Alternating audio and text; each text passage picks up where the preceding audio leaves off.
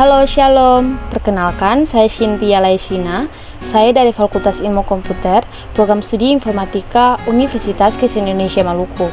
Di sini saya akan membawakan materi tentang kerangka kerja dan paradigma interaksi dengan mata kuliah Interaksi Manusia dan Komputer. Pengertian kerangka kerja dan paradigma interaksi. Kerangka kerja adalah sebuah struktur yang digunakan untuk mengkonseptualisasikan suatu sistem. Kerangka kerja dapat digunakan untuk memahami cara manusia berinteraksi dengan komputer. Kemudian di sini ada paradigma interaksi.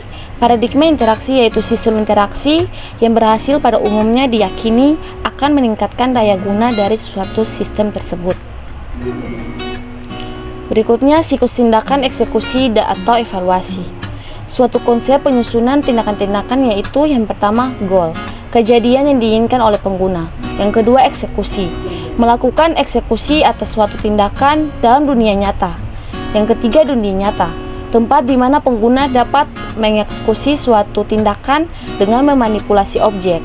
Yang keempat evaluasi, validasi pengguna atas suatu tindakan dan membandingkan dengan goal yang telah ditetapkan sebelumnya. Berikutnya ini adalah gambar dari 7 langkah siklus tindakan eksekusi atau evaluasi.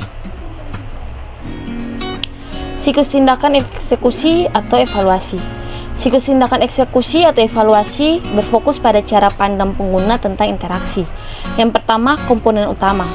Sistem menggunakan bahasa mesin, pengguna menggunakan bahasa tugas, masukan menggunakan bahasa masukan, keluaran menggunakan bahasa keluaran.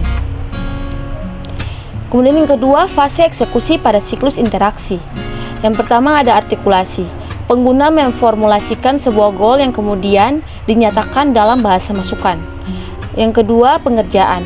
Bahasa masukan diterjemahkan ke dalam bahasa mesin atau dikerjakan oleh sistem. Yang ketiga, penyajian.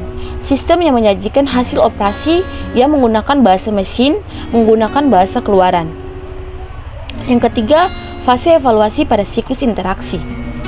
Berisi langkah untuk observasi dan artikulasi. Pengguna mengartikan hasil yang muncul di layar dan mencocokkannya dengan goal semula dan mencocokkan dengan bahasa tugas pada atribut fisiologis dengan bahasa masukan.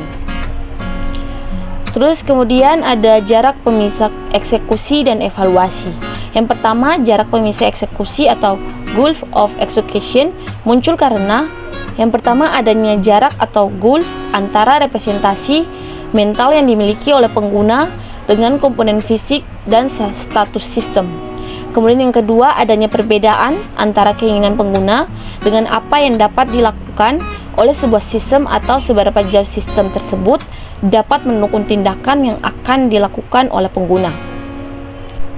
Yang kedua, jarak pemisah evaluasi atau gulf of evaluation. Tingkat kesulitan yang dihadapi pengguna untuk mengartikan status sistem dan seberapa jauh desain objek yang dimiliki. Antarmuka mendukung pengguna untuk menemukan dan menginterpretasikan status sistem.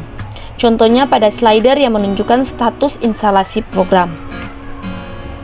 Kemudian ini adalah gambar jarak pemisah eksekusi dan evaluasi. Mengatasi kompleksitas. Jika perancang ingin membangun sistem yang mudah digunakan, yang pertama, perancang harus memahami bagaimana pengguna melihat sesuatu. Yang kedua, melihat dunia dengan kacamata pengguna. Yang ketiga, perancang memahami apa yang dirasakan pengguna ketika menggunakan program rancangannya. Untuk itu, perancang harus memahami bagaimana manusia mengatasi kompleksitas suatu lingkungan kerja secara teknis. Kemudian sini ada pemodelan sistem. Yang pertama, model konseptual atau model perancang. Model ini itu diciptakan oleh perancang. Yang kedua, gambaran sistem atau sistem image. Pertama, sistem yang diciptakan oleh perancang dan yang sesungguhnya dilihat oleh pengguna. Yang kedua, menyangkut apa yang terlihat di layar tampilan dokumentasi. Dan yang ketiga, hal-hal lain yang berhubungan dengan sistem tersebut. Kemudian yang ketiga ada model mental atau pengguna. Model yang diciptakan oleh pengguna ketika pengguna berinteraksi dengan suatu sistem. Model mental ini juga tidak akan pernah terbentuk jika seseorang tidak pernah menggunakan sistem. Pemodelan sistem. Ada model mental. Model mental adalah proses untuk menciptakan kerangka kerja tentang suatu proses atau cara kerja suatu benda. penyajian kognitif suatu proses atau objek yang menyatakan suatu perkiraan logis dan dapat diterima tentang bagaimana suatu benda dibentuk atau bagaimana benda berfungsi. Semakin dekat model mental yang diciptakan oleh pengguna dengan model konseptual yang diciptakan oleh perancang, maka pengguna akan merasakan kemudahan ketika berinteraksi dengan sistem. Kemudian ada karakteristik model mental. Yang pertama, tidak ilmiah berdasarkan perkiraan. Yang kedua, tidak lengkap, menjelaskan aspek yang relevan. Yang ketiga, tidak stabil, dapat dikembangkan dan beradaptasi dengan konteksnya. Yang keempat, tidak konsisten, untuk model yang sama sering tidak kompatibel satu dengan yang lain. Yang kelima, personal, bersifat unik untuk setiap individu sehingga tidak bisa diterapkan secara umum. Model mental sangat penting untuk perancangan interaksi sebagai kerangka kerja dasar untuk menyelesaikan persoalan yang dihadapi. Kemudian di sini ada ergonomi. Ergonomi adalah studi tentang karakteristik fisik dari interaksi dan juga dikenal sebagai faktor-faktor manusia. Tetapi ini juga dapat digunakan untuk tujuan yang lebih dari HCI. Ergonomi baik digunakan untuk menentukan standar dan pedoman dalam membatasi cara kita mendesain aspek tertentu dari sistem. Contoh-contoh, kontrol dikelompokkan berdasarkan fungsi atau frekuensi penggunaan atau secara berurutan. Lingkungan sekitar contohnya seperti pengaturan tempat duduk, beradaptasi untuk mengatasi semua ukuran pengguna. Masalah kesehatan contohnya tuh posisi fisik, kondisi lingkungan, atau suhu, kelembapan, pencahayaan, dan juga kebisingan. Kemudian penggunaan warna, contohnya penggunaan warna merah untuk peringatan, hijau untuk oke, kesadaran kebutuhan warna, dan juga lain-lain. Sekian materi yang saya bawakan di saat ini.